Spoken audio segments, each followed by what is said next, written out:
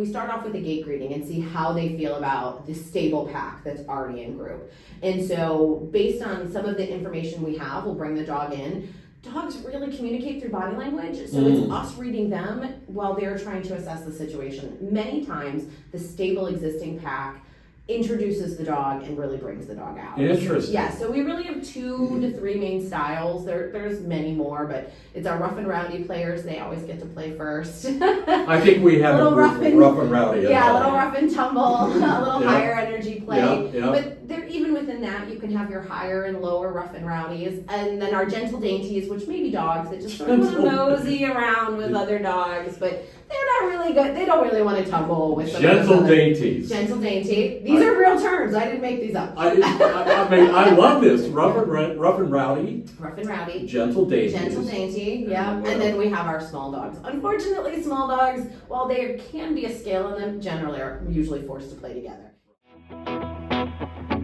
Welcome to part 1 of our interview with Mindy Naticchioni, Shelter Director, Cuyahoga County Animal Shelter.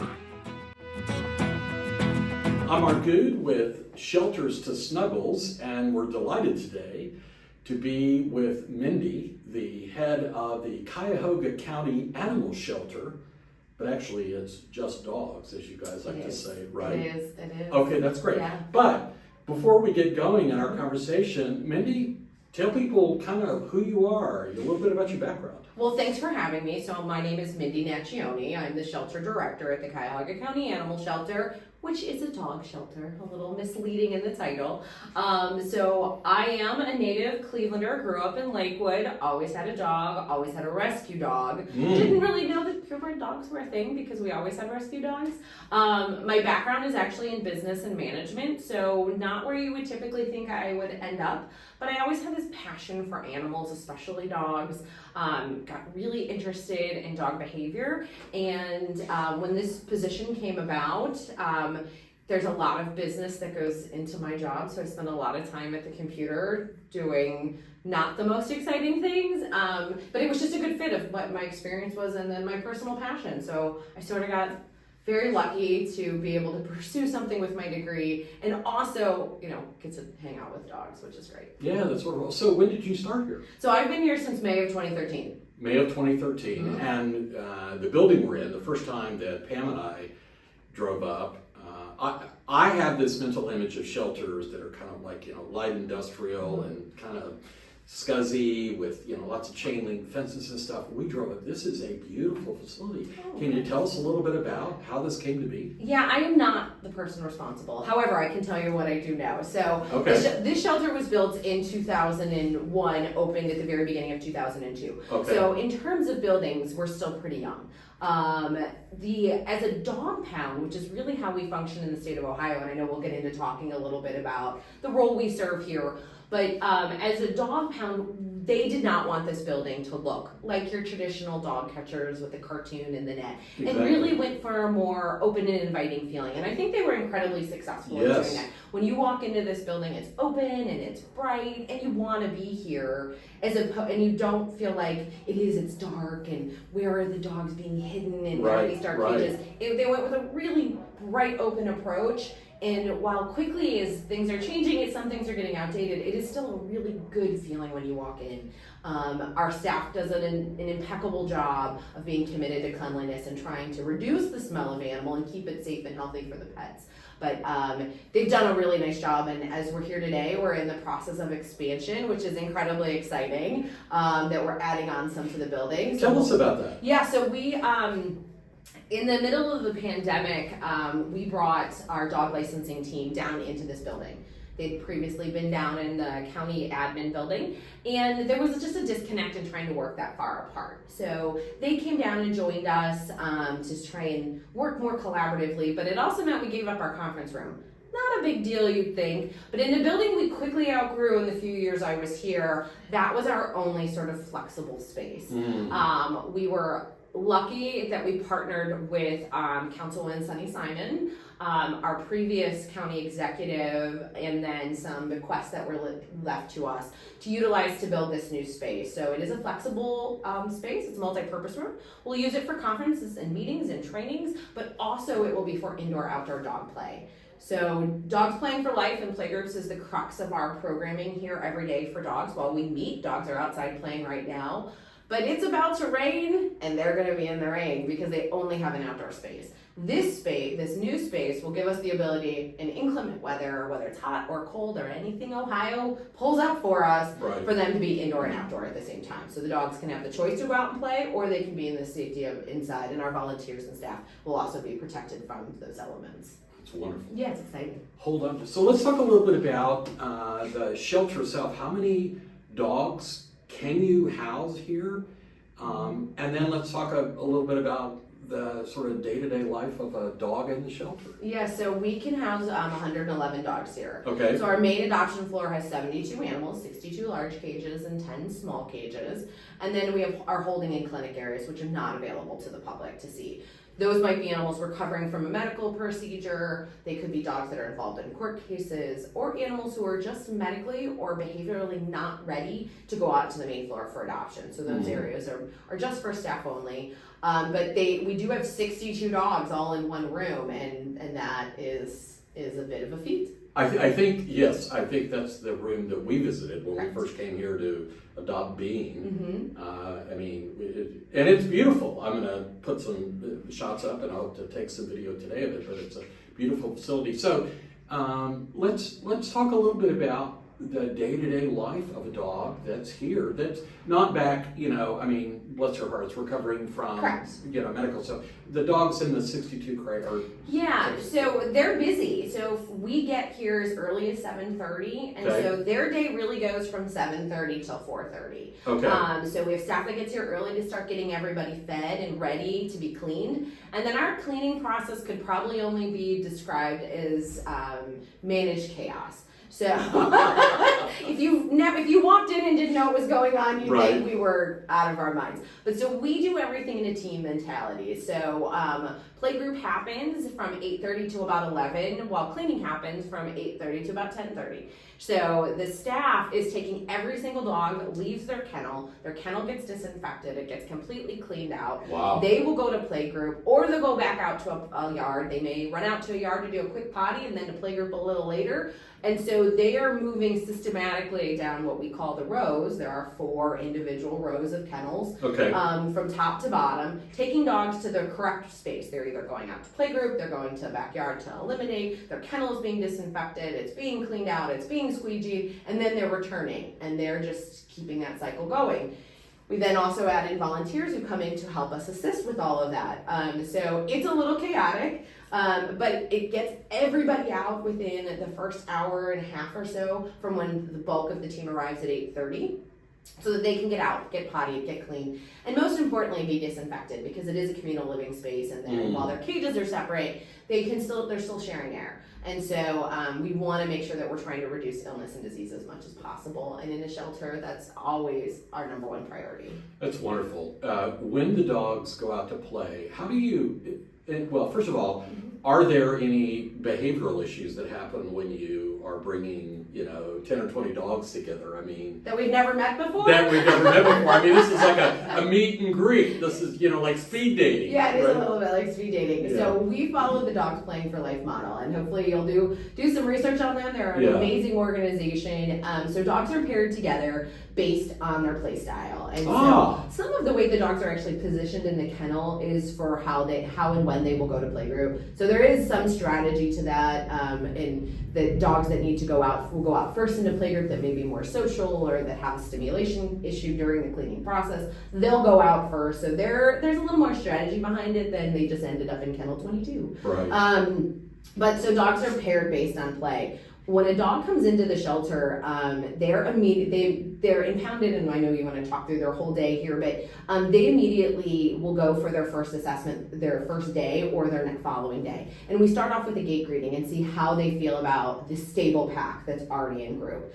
And so based on some of the information we have, we'll bring the dog in. Dogs really communicate through body language, so it's us reading them while they're trying to assess the situation. Many times, the stable existing pack introduces the dog and really brings the dog out. Interesting. Yeah, so we really have 2 to 3 main styles. There's many more, but it's our rough and rowdy players. They always get to play first. I think we have Little a rough and rowdy. Yeah, a little rough and tumble, a little Yeah. higher energy play. Yeah. But there, even within that, you can have your higher and lower rough and rowdies, and then our gentle dainties, which may be dogs that just sort of want to mosey around with other dogs, but they're not really good. They don't really want to tumble with some of those Gentle other- dainties. Gentle dainty. These are real terms. I didn't make these up. I mean, I love this. Rough and rowdy, Rough and rowdy. gentle dainties. Gentle dainty, yeah. Wow. And then we have our small dogs. Unfortunately, small dogs, while there can be a scale on them, generally are usually forced to play together. Right. It's pretty rare that you have a little dog that can hang with the rough and rowdy group.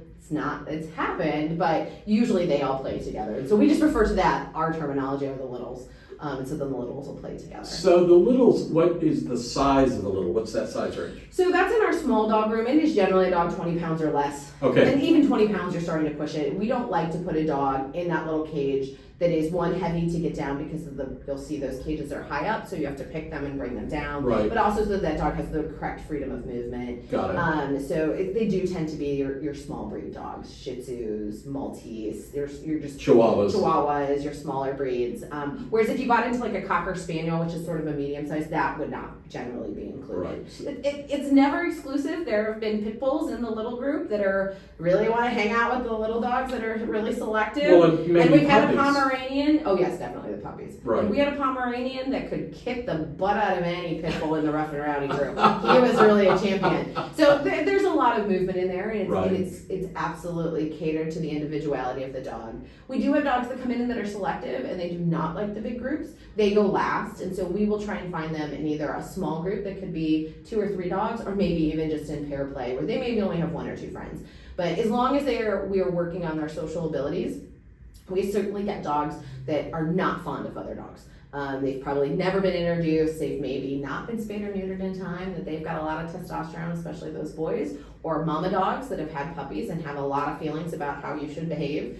And we will start those dogs on muzzle and get them used to condition 1 to the muzzle and then condition to playing with another dog. And so though they may take a longer journey to get integrated into play group, but if a dog is medically cleared, they will play. So generally the motto is every dog, every day. So when a dog first comes to the pound, Mm-hmm. and let's first ask this question: why would a dog be here anyway, or how would a dog? It's a great question. So all of our dogs are lost and stray. So Okay. in the state of Ohio, we have laws that basically state if your dog is stray and it gets picked up running at large, it comes to your county shelter. Okay. However, Cuyahoga County, because we like to do this, we are not like any other county in the state. Almost every one of our municipalities has their own animal control, and so if your dog, say you live in the city of Strongsville, if your dog gets lost in Strongsville, it will go to your Strongsville Animal Control first. So instead of you coming to Valley View to look for your dog, you would go to Strongsville. You'd call your local non-emergency police, and you check with them to see if the dog is there. If the dog is not reclaimed in its home location, then it would come here. There are several exceptions to this. We could probably do a whole series on it. Right. Because we have lots of little shelters and Right. large shelters like Right. the city of Cleveland. But what you will not have, and I think probably the biggest confusion people have, is if you pick up a stray dog, you cannot take it to the Cleveland Animal Protective League. They do not take strays. They are not, the way that our jurisdiction works, just like police departments have them, we also have them. They do not have jurisdiction over stray animals. So you would need to bring that to an animal control, which is what we are and what those cities are. So in the case of the Animal Protective League, Yeah. and there's actually several. There's one called Friendship. I That one's believe. in Lorain County. Right. Mhm. Those are ones where people are in effect surrendering animals. Is that correct? That's correct. It's not a stray. Check. It's not been picked up by animal control. It's a surrender. But this shelter, is if you will, a home for dogs that are loose and running loose and are strays, and maybe you don't know who the owners are Correct. yet, Correct. right? 99% of our dogs are stray, and we do not know where they've come from. Now, Or who their owner is at the time of impound. at the time of impound. Now, Mhm. when they're impounded, talk a little bit about the process that you go through. Sure. It's sort of intake. Yeah, so that's our intake. So when every animal comes in, they're immediately scanned for microchip. Right. So that's our very first thing we're doing once we're looking at the animal, besides of course looking for a collar and a tag. If your dog is not wearing a collar and a tag, you are missing the mark. It is the simplest and easiest way to get your pet home. Most likely it won't come to a shelter if you have a dog license or a pet ID tag. Ideally you have both, but your dog license is the only thing required under Ohio law. But if you have a pet ID tag on that says, hey, my address and phone is such and such, Right. most likely if someone finds your pet, they're going to walk it to your house, because Right. most dogs are found within a mile of their home. You know, Oh, interesting. almost all dog owners at one point or another, our cunning little pets have snuck by us and got out the fence or the front door. But if it's wearing its collar in the home and it has that identification on it, you are much more likely to get your pet back right away before it even comes to us. So that's the first piece. But once a dog comes in here as an intake, we scan it for a microchip if it's not wearing any jangly, dangly Right. things, and see if there's any way we can identify owner information. Microchips, unfortunately, are not regularly updated, so usually we'll get them, but they have no traceable owner information, unfortunately. If they do, the dog goes on a different stray hold.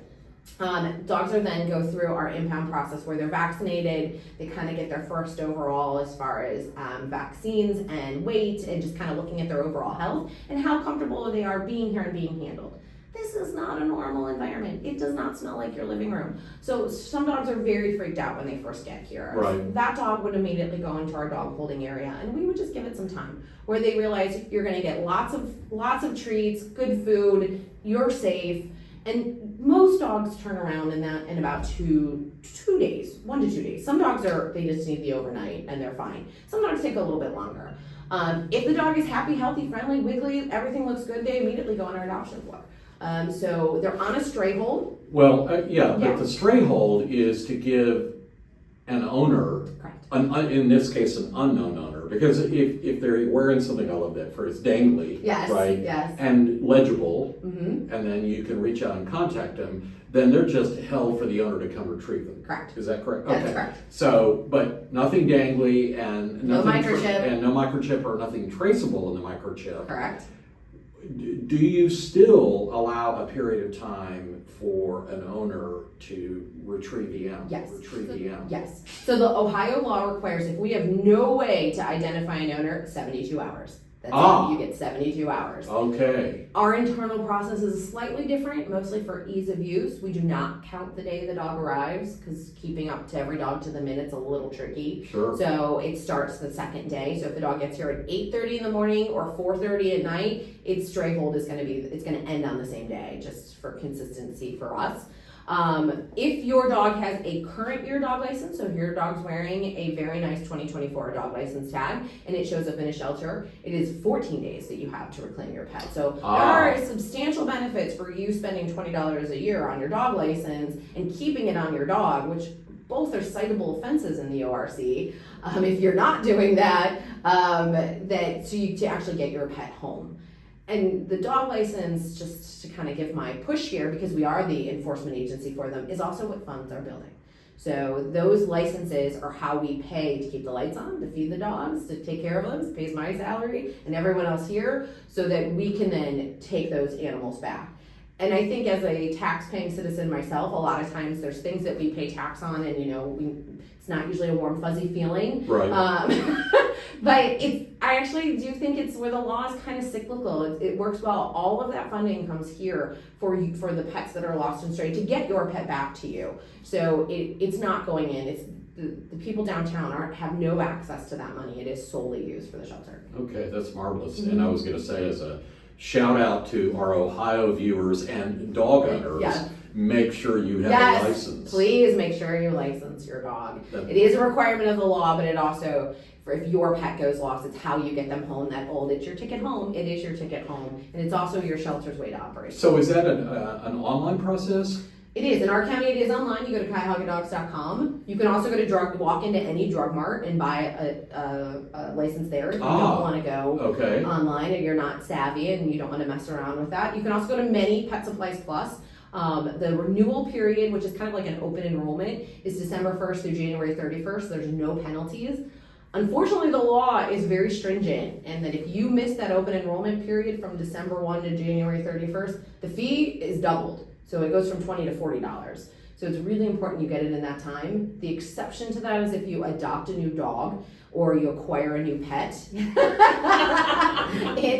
long as you get it within 30 days, there's no penalty of adopting that animal or however you've come to acquire it. Okay. Well, that's wonderful. Now you've talked about in the intake process that, and I love this, that the dog is given an opportunity to kind of get oriented and, I'm in this new space and so forth, and do you vaccinate? Yep. No matter what? Immediately, unless the dog is trying to injure us in the process. Right. Then yes, we do. And if we can get a muzzle on the dog and safely vaccinate it, we will. But if the dog is literally not okay with it, we do not want to stress the animal out. Right. Like that they're injuring themselves or injuring us. So then we will come back. But that dog does have some limitations at that point. It will not go to playgroup and risk spreading disease to other animals. Right. Yeah. And we're now working on building trust so that we can vaccinate and sort of broaden its world at the shelter. Because while here, I want to kind of kick back to your first question, after the morning cleaning is over, besides the level of the quiet that comes about the building, which is lovely, the difference between 8:30 and 10:30 is substantial. The dog's days are just getting started. So now playgroup is over, but our walkers are coming in at noon. So they've got this little break where they can take a nap after playgroup. Our volunteers come in shifts from 12 to 2 and 2 to 4, and their goal is to go on 3 walks in those 4 hours so that they've had their morning activity, now they've got afternoon activity, and then of course clients are walking through. Now when you say 3 walks, is this 3 walks per walker or 3 walks per dog? 3 walks per dog. Yeah, that's our goal. That's our goal. Sometimes we fall short, but that's our goal. So if you have, I'm not going to do all the complex math here, but if you have like 60 some odd dogs, that's... Well, even the dogs in holding go out. All of them go out. So this could be like... Yeah, so you'll see... 250 to It's a lot of walking. Walks. Yeah. Yes, it's a lot of walking regardless of weather. And if we don't have enough volunteers here, it is all hands on deck. So I love a good day. I mean, I shouldn't say that, but no, I'm gonna walk some dogs for a couple hours. Shucks. Yeah. So tell us a little bit about where you walk the dogs. I mean, is it just around? Just around the property. Yeah. Obviously, the construction is making this a little bit more complicated right now because we have a whole area we're staying away from. But yeah, Valley View is beautiful. We are really lucky to be in such a nice area. So we walk them down the street, we walk them up the street, we walk them through the parking lots. Our local businesses are great. We actually invite the businesses on the street, if folks want to come and walk dogs on their lunch break, they can pop in and take a lunch dog. How cool is that? Yeah, so it's kind of right now it's exclusive to our Sweet Valley neighbors. Right. They come in and we actually have quite a few people that do that more in the nicer weather months. Sure. If you're going for a walk on your lunch, because there's a lot of walkers down here, stop in, take a dog with you. We'll get the dog out, hand it to you, and go for a walk and come back and let us know. So if some people are watching this who live in kind of Cuyahoga County area and may want to volunteer. Yes. Please volunteer. So tell them how to do that. Yeah, so you can do that on our website. It's CuyahogaDogs.com, and you'll go under Get Involved, and it says Help Us. Please help us. So volunteers are the heart and soul of our building. As a volunteer, there's so many ways you can help. If walking dogs is not the gig for you, maybe giving afternoon room service, which is like second feeds, but room service for the dogs. Room service. I'm loving the it. Afternoons, we have a good group of individuals that come in and just make up the second feedings for some of the dogs that are a little thinner or maybe need additional feeding for medical reasons. We have kennel assistants. Those folks help prepare enrichment, give out frisbees. They'll clean the kennels while the walkers are out. They're really to assist. They'll do some laundry, clean up around the building. They are just invaluable to us. You can help on social media. You can help. There's so many different ways you can be involved. We currently have a 13-year-old girl who came in and wanted to be involved, and while our program for younger people is a little different, she's writing bio and adoption descriptions and emailing them to us. So there's a place for you in your local shelter. We would love you to help here, but if you're not right here, reach out to your local shelter. They have a way that you can help them. I have to tell you, just as an aside, Pam and I are, we follow you on Instagram, we follow you on Facebook. Whoever is doing the photography and so writing many that people. stuff, the pictures are epic. The descriptions are just heartwarming. Good. I mean, I love hearing that. Yeah, it's a lot. wonderful. It's a lot of people. And it's a lot of work. It is a lot of work. Because it's every day, and I'll say to Pam sometimes, like, did you see about this dog? You know, I think you have one, Moochie, for a while. Mochi. Mochi, Yes. She yeah. just got adopted. Yes, Yes. right. I mean, and we follow the stories Yeah. of the dogs. I mean, it's great. Yeah, they really